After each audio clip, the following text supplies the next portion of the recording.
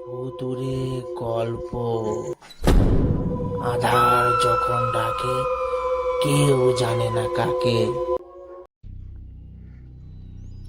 Welcome back সবাইকে। আমি কুশল, আর আপনারা শুনছেন ভুতুরে গল্প, এপিসোড নম্বর 23।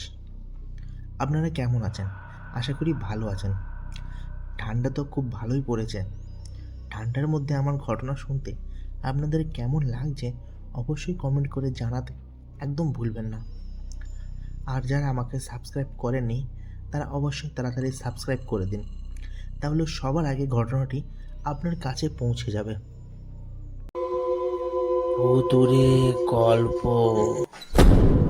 আধার যখন ডাকে, কেউ জানে না কাকে। আজ ঘটনা পাঠিয়েছে সজল। তার বন্ধুর সঙ্গে ঘটে গেছে ঘটনাটা, নদিয়া থেকে পাঠিয়েছে। চলুন এবার ঘটনা শুরু করা যাক। রাত তখন প্রায় 12টা। গ্রামের শেষ মাথায় দাঁড়িয়ে থাকা বাড়িটা বহু বছর পর আলো পেল। 6 বছর পর এই বাড়িতে ফিরেছি। বাড়িটার নাম কেউ নেয় না, সবাই বলে ওটা ওদের বাড়ি। কাদের বাড়ি কেউ স্পষ্ট করে বলে না। বাবার মৃত্যুর পর বাড়িটা তালাবদ্ধ ছিল। মা কোনোদিন ফিরতে চাননি, কিন্তু আইনি ঝামেলার কারণে আমাকে আসতেই হলো। এক রাত থেকে পরদিন সকালে চলে যাব, এই ছিল পরিকল্পনা। তবু গেট খুলতেই বুকের ভেতরটা কেমন যেন চেপে ধরল। লোহার গেটটা খুলতেই আওয়াজ করলো। শব্দটা রাতের নিস্তব্ধতা ছিঁড়ে দিল। ঠিক তখনই আমার মনে হলো বাড়ির ভিতর কেউ নিঃশ্বাস ফেলল। আমি থমকে দাঁড়ালাম। হাওয়া না, নিঃশ্বাসের মতো শব্দ। হাওয়া কোথা থেকে আসবে এখন? নিজেকে বোঝালাম ভয় পেলে চলবে না। বাড়ির ভেতরে ঢুকতেই গা ছমছমে, একটা ঠান্ডা অনুভূতি, অথচ বাইরে গরম। যেন বাইরের ভেতর একটা আলাদা রাত জমে আছে। ড্রয়িং রুমের দেওয়ালে এখনো বাবার সেই বড় ঘড়িটা কাঁটা চলছে। এই শব্দটা আমি চিনতাম। ছোটবেলায় ঘুম ভাঙত। আমি ব্যাগ নামিয়ে সোফায় বসলাম। ঠিক তখনই ঠক, উপরতলা থেকে শব্দ। আমি মাথা তুললাম। বাড়িতে আমি একা, তাহলে শব্দটা এলো কোথা থেকে? নিজেকে আবার বোঝালাম পুরনো বাড়ি, কাঠ নড়ছে। ঠিক তখনই পায়ের শব্দ উপরতলায়, ধীরে, ভারী, যেন কেউ হাঁটছে। আমার গলা শুকিয়ে গেল। আমি চিৎকার করতে চাইলাম, পারলাম না।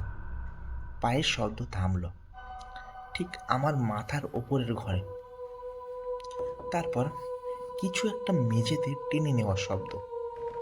আমি উঠে দাঁড়ালাম, হাত কাঁপছে। কে কে ওখানে?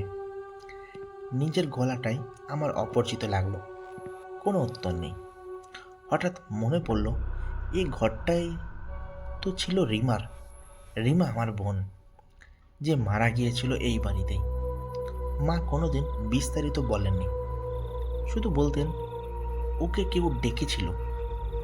আমি সিঁড়ির দিকে গেলাম।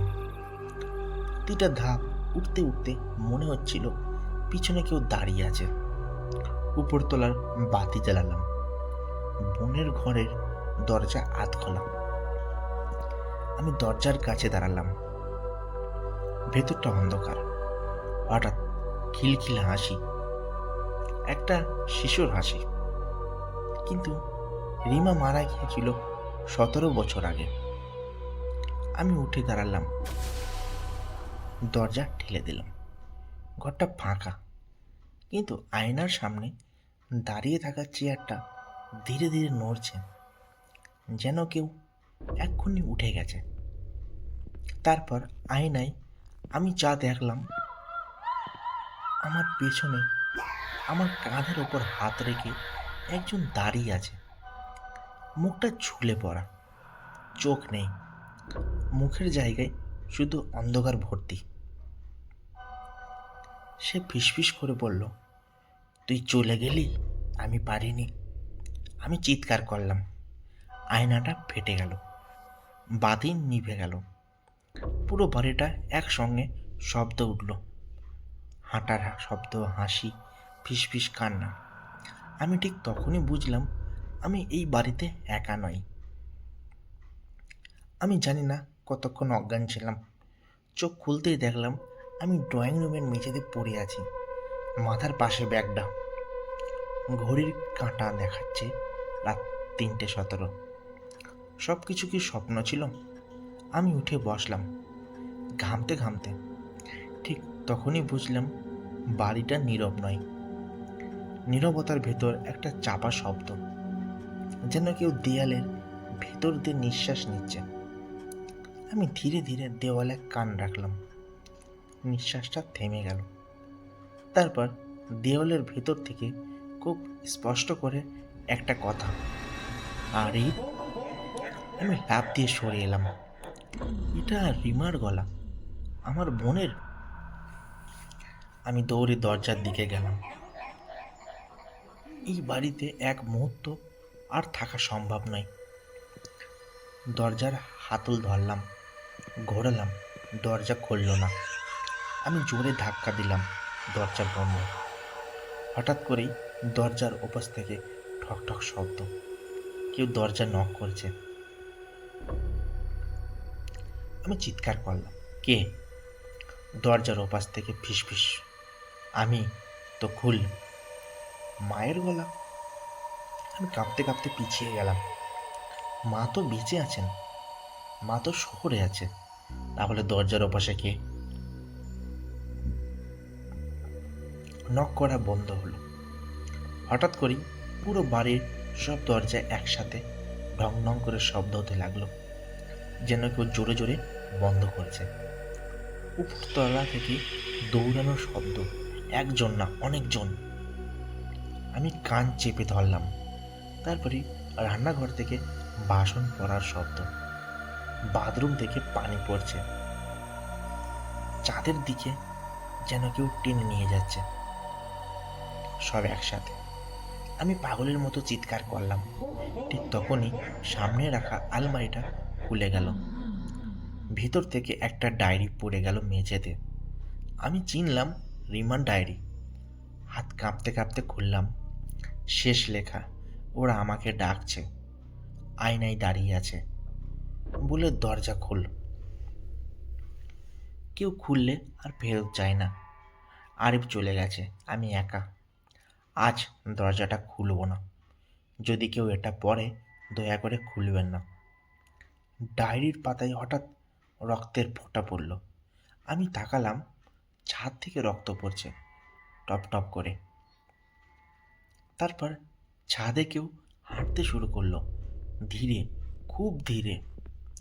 হঠাৎ আলো জ্বলে উঠল। আয়নার সামনে দাঁড়িয়ে রিমা, যেমন যেমন ছিল মারা যাওয়ার দিন। রিমা যে জামা পরেছিল, সাদা জামা, চুল ভেজা, চোখ দুটো কালো। সে হাসলো, কিন্তু হাসিটা মানুষের নয়। বলল, তুই চলে যেতে পারিস, কিন্তু আমাকে একা রেখে কেন গেলি?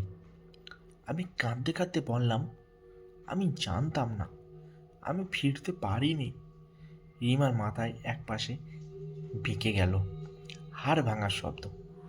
সে ফিসফিস করে বলল, এখন তুইও পারবি না। তারপর সে আঙুল তুলল।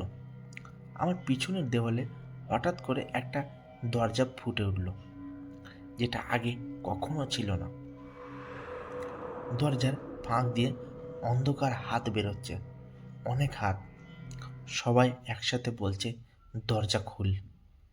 আমি বুঝে গেলাম এই বাড়িতে দরজা মানেই ফাঁদ। আর এখন আমার সামনে আর কোনো পথ নেই। দরজাটা ধীরে ধীরে খুলছিল। আমি পিছিয়ে যাচ্ছিলাম, কিন্তু পা যেন মেঝেতে আটকে গেছে। দরজার ফাঁক দিয়ে বেরোনো হাতগুলো কালো নয়, ধূসর, যেন ধোঁয়া আর মাংস একসাথে মিশে গেছে। রিমা আমার দিকে তাকিয়ে আছে, চোখের ভেতর কোনো আবেগ নেই, শুধু অপেক্ষা। আমি চিৎকার করতে বললাম, তুই কি করছিস রিমা? আর ওরা কারা? রিমা হেসে বলল, হাসিটা এত জোরে না, কিন্তু খুব কাছ থেকে, কিন্তু এত কাছে যেন আমার কানের ভেতর কেউ হাসছে। সে বলল, ওরা এখানকার। আমি বললাম, কি মানে? রিমা ধীরে ধীরে আঙুল তুলল দেওয়ালের দিকে। দেওয়ালটা নড়ে উঠল, চুন সিমেন্ট খসে পড়তে লাগলো, আর তার নিচে দেখা গেল আর একটা দেওয়াল। না, ওটা দেওয়াল না, মুখ, অনেক মুখ, একটার পর আর একটা, চাপা পড়ে থাকা, চোখ খোলা, মুখগুলো ফিসফিস করছে, খুলে দে, ডাক শুনতে পাচ্ছিস না? আমরা এক সময় অতিথি ছিলাম। আমি চিৎকার করে চোখ বন্ধ করলাম। রিমা বলল, এই বাড়িটা আগে অতিথিশালা ছিল, ব্রিটিশ আমলে। আমি অবাক হয়ে তাকালাম। সে বলতে লাগলো, রাতে যারা আসতো তারা আর যেত না। বাড়ির মালিক দরজা খুলতে বলতো, যারা খুলতো ওরাই থেকে যেত। আমি কাঁপতে কাঁপতে বললাম, থেকে যেত মানে? রিমা আমার দিকে এগিয়ে এলো, তার পা মেঝেতে ছুঁয়ে না। সে খুব আস্তে বলল, দেওয়ালের ভেতর। হঠাৎ করে আমার মাথার ভেতর শব্দ ঢুকে পড়ল, চিৎকার, প্রার্থনা, মুখ দিয়ে দেওয়ালে আঁচড়ানোর শব্দ। আমি হাঁটু গেড়ে পড়ে গেলাম। তুই তুই কেন বাঁচলি না? আমি কাঁদতে কাঁদতে বললাম। রিমার মুখটা বদলে গেল, রাগ, অভিমান, হিংসা। সে বলল, আমি দরজা খুলিনি। আমি তাকালাম। সে বলল, ওরা আমাকে ডাকতো তোর নাম দিয়ে, বলতো আরিফ ডাকছে। আমি বিশ্বাস করিনি। তার গলা কাঁপছিল, কিন্তু এক রাতে মার গলা শুনলাম। আমি চমকে উঠলাম। রিমা চোখ নামিয়ে বলল, আমি দরজার কাছে গিয়েছিলাম, খুলি নাই, কিন্তু দরজার ফাঁক দিয়ে তাকিয়েছিলাম। সে আমার দিকে তাকালো, চোখের ভেতর রক্ত জমে আছে। ওরা তাকানো সহ্য করতে পারে না।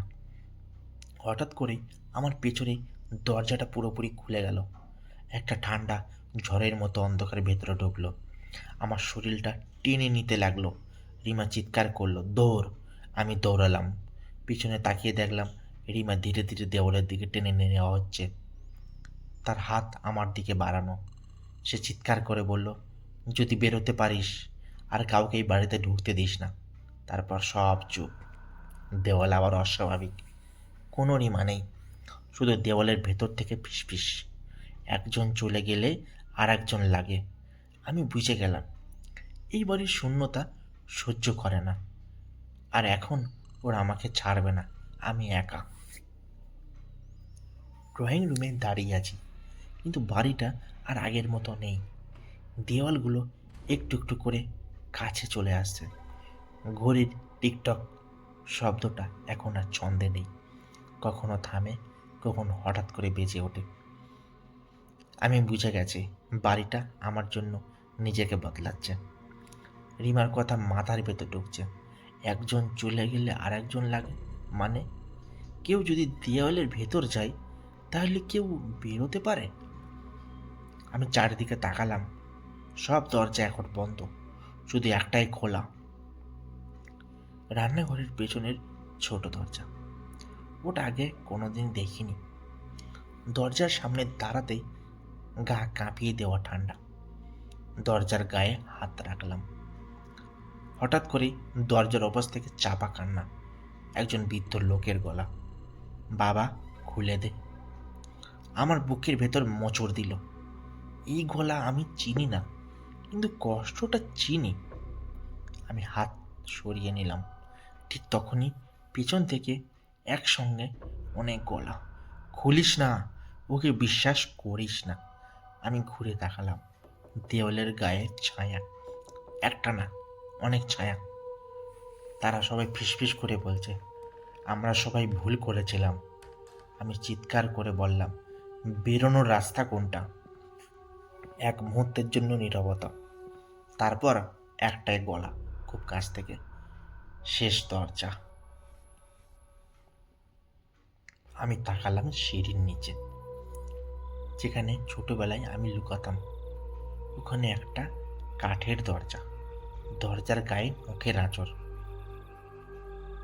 ভেতর থেকে শুকনো রক্ত। আমি জানি এটাই সেই দরজা, কিন্তু ভিতরে কি? আমি দরজায় হাত ধরলাম। হঠাৎ করে ঘরের বাতাস ভারী হয়ে গেল, শ্বাস নিতে কষ্ট হচ্ছে। দেওয়াল থেকে মুখগুলো বেরিয়ে আসে। একজন লাগবে, ঘর খালি থাকতে পারে না। আমি চিৎকার করলাম, রিমাকে ফিরিয়ে নাও, আমাকে নাও না। হঠাৎ করে রিমার গলা, ভাই। আমি ঘুরে তাকালাম, সে দাঁড়িয়ে, আগের চেয়ে ফ্যাকাশে, দেওয়ালের অংশ হয়ে গেছে। সে বলল, এই দরজার ওপাশে যদি কেউ যায় তাহলে আমি বেরোতে পারবো। আমার মাথা ঘুরছে। মানে? সে কাঁদতে কাঁদতে বলল, বাড়ি বদলি চাই। আমি বুঝে গেলাম এই বাড়ির রক্ত চাই না, চাই থাকা। আমি দরজার দিকে তাকালাম, তারপর রিমার দিকে, তারপর নিজের দিকে। আমি ফিসফিস করে বললাম, মাকে দেখিস? আর কাউকে এখানে আসতে দিস না। রিমা চিৎকার করলো, না। আমি দরজাটা খুলে দিলাম। ভেতরে কোনো ঘর নেই, শুধু অন্ধকার, আর অন্ধকারের ভেতর অনেক হাত। ওরা আমাকে টানলো। শেষবারের মতো আমি রিমার মুখ দেখলাম। সে চিৎকার করছে। দরজাটা বন্ধ হয়ে গেল। ঘড়ির কাঁটা আবার ছন্দে চলতে লাগলো। বাড়িটা শান্ত, খালি না। গ্রামের মানুষ প্রথমবারের মতো সেই বাড়ির গেট খোলা দেখল 6 বছর পর। পাড়া প্রতিবেশীরা দূরে দাঁড়িয়ে ফিসফিস করছিল, কেউ সাহস করে ঢুকল না। শেষমেশ গ্রামের পুরনো দারোগা মতিউর সাহস করে এগোলেন। বাড়ির ভেতর সব স্বাভাবিক, কোনো ভাঙচুর নেই, কোনো রক্ত নেই, ঘড়ি ঠিকঠাক চলছে, টিক টিক টিক। উপরতলায় একটা মেয়ে বসে আছে, সাদা জামা, চুল বাঁধা। মতিউর জিজ্ঞাসা করলেন, বাবা, এখানে কে থাকে? মেয়েটা ধীরে তাকালো, চোখ দুটো স্বাভাবিক, ভয় নেই। সে বলল, আমরা থাকি। আমরা কারা? মেয়েটি একটু হাসলো, এই হাসিটা মানুষের, যারা চলে যেতে পারেনি। দারোগার বুক কেঁপে উঠল। তিনি বললেন, আরিফ কোথায়? মেয়েটা জানালার দিকে তাকালো, বাইরে রোদ। ও তো ওখানে। দারোগা ঘুরে তাকালেন ড্রয়িং রুমের দেওয়ালে। পুরনো ছবিগুলোর পাশে একটা নতুন ছায়া, একটা পুরুষের অবয়ব। মুখ স্পষ্ট নেই, চোখ নেই, কিন্তু মুখের জায়গায় পরিচিত একটা ছায়া। দারোগা পিছিয়ে গেলেন। তিনি ফিসফিস করে বললেন, এই বাড়িটা বন্ধ করে দাও। মেয়েটা ধীরে ধীরে মাথা নাড়ালো, বাড়ি বন্ধ হয় না। হঠাৎ করে গেটের বাইরে একটা ছোট ছেলে দাঁড়িয়ে আছে, হাত ধরে তার মা। মা বলল, খুলে আছে, দেখি ঢুকতে এলাম। মেয়েটা দাঁড়িয়ে গেল, দরজার দিকে হাঁটলো। দেওয়াল থেকে ফিসফিস, একজন লাগবে। মেয়েটা দরজায় হাত রাখলো, তার চোখের ভিতর অন্ধকার নামলো। সে ফিসফিস করে বলল, ভেতর কেউ আছে। দরজা খুলল। ঘড়ির কাঁটা আবার জোরে জোরে বেজে উঠল। এই বাড়ি খালি থাকে না, আর যে একবার ঢোকে সে কখনো পুরোপুরি বেরোতে পারে না। তারপরের দিন আরিফের লাশ পাওয়া যায়। দাদা, এই ছিল ঘটনা, আমার বন্ধুর সাথে ঘটে গেছে। ঘটনাটা কেমন লাগলো অবশ্যই জানাবেন। যদি ভালো লাগে তাহলে অবশ্যই ভূতুড়ে গল্পের সমস্ত শ্রোতাদের শোনাবেন। ভুতুড়ে গল্প। আধার যখন ডাকে, কেউ জানে না কাকে। ঘটনাটা কেমন লাগলো অবশ্যই কমেন্ট করে জানাবেন সবাই। আর আমাকে ঘটনা পাঠাতে হলে মেল করতে পারেন ভুতুড়ে গল্প 123@gmail.com, অথবা ফেসবুকে গিয়ে ইনবক্সে ঘটনা পাঠাতে পারেন। যদি ভালো লাগে ঘটনাগুলো তাহলে অবশ্যই লাইক, কমেন্ট আর সাবস্ক্রাইব করতে একদম ভুলবেন না।